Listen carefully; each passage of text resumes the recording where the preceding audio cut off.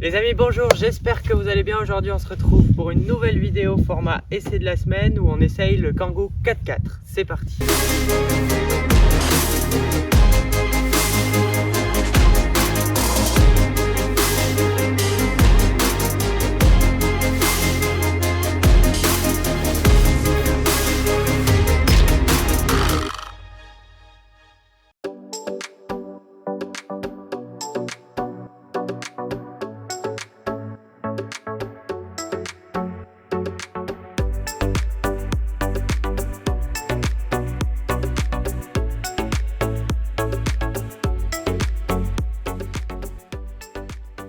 La version 4x4 du Kangoo, commercialisée par Renault à partir de 1997, est proposée pour la première fois en 2001. À l'époque, il est le seul véhicule de ce type sur le marché européen. Reposant sur la base du Kangoo familial de la famille des Ludospace, il propose une garde au sol de 200 mm permettant de s'aventurer dans les sentiers battus. Ses pare-chocs et ses bas de caisse en plastique renforcent son côté baroudeur, un peu à l'image des SUV actuels. Ce look et son prix abordable vont très rapidement intéresser les familles.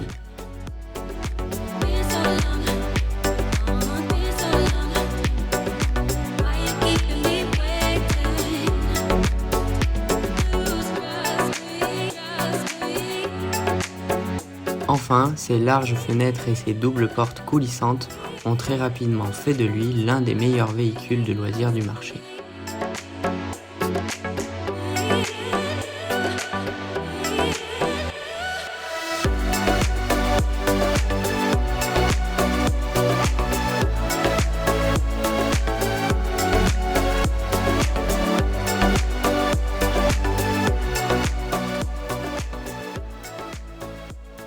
En ce qui concerne l'habitabilité de ce coffre intérieur, on retrouve un coffre de 550 litres, ce qui est plus que le Renault Scénic actuel avec ses 506 litres de coffre. En ce qui concerne l'habitabilité intérieure des pièces arrière, on retrouve 3 vraies places avec une double entrée de coffre, 2 portes latérales pour laisser place aux passagers.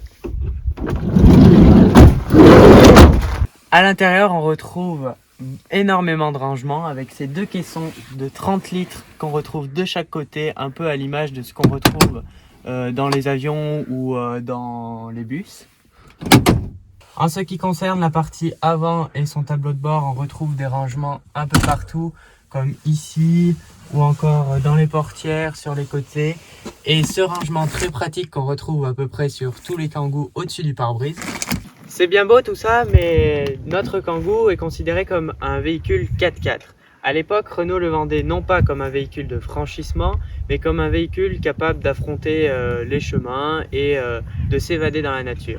C'est pour ça qu'on a voulu le comparer à notre C15 en termes de capacité de franchissement et de débrouillardise dans les chemins.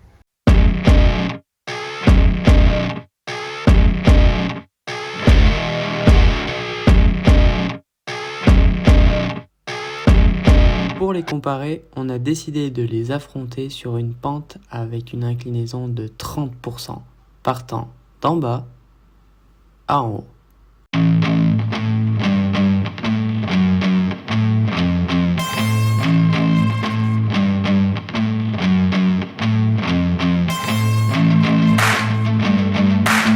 On est parti pour le premier essai avec le C15. Allez, c'est parti, on démarre en une.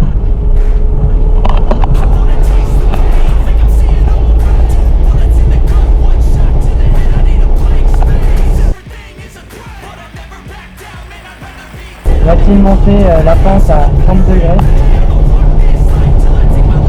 sachant que le C15 a les roues les plus métiers, contrairement au Kangoo qui est en hiver. Ah, ça commence à patiner un peu déjà.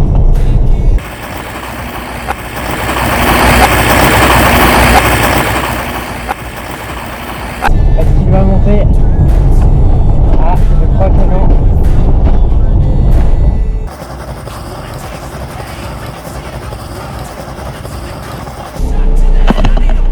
L'arrivée est là-haut et nous sommes arrêtés, je dirais à 30 mètres.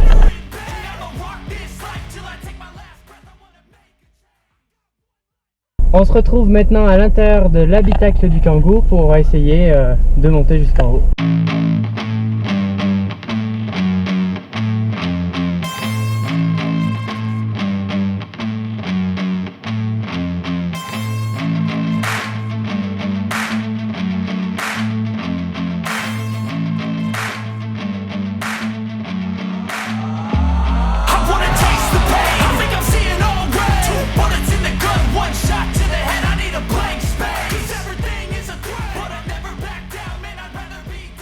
Proche de la zone où le C15 s'était arrêté.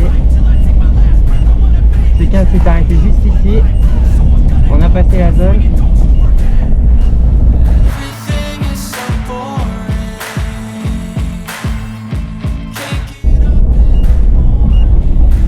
Je crois qu'il va réussir à monter jusqu'en haut.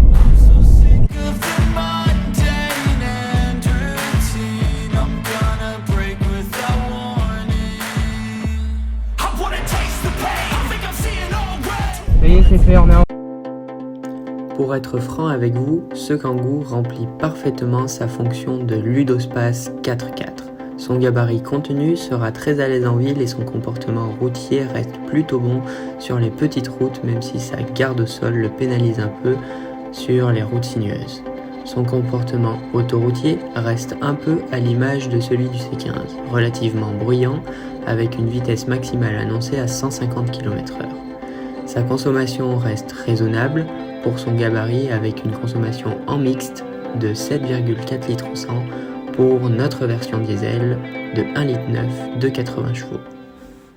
J'espère que cette vidéo vous aura plu, que vous en savez plus sur l'histoire du Kangoo 4x4, que vous avez apprécié cet essai par rapport au C15. Si c'est le cas, n'hésitez pas à vous abonner à la chaîne, à lâcher un pouce bleu, à laisser un commentaire. Et si le cœur vous en dit, vous pouvez même nous rejoindre sur les réseaux sociaux, Instagram, Facebook, TikTok, où on poste régulièrement. A très vite dans une prochaine vidéo. Allez, ciao!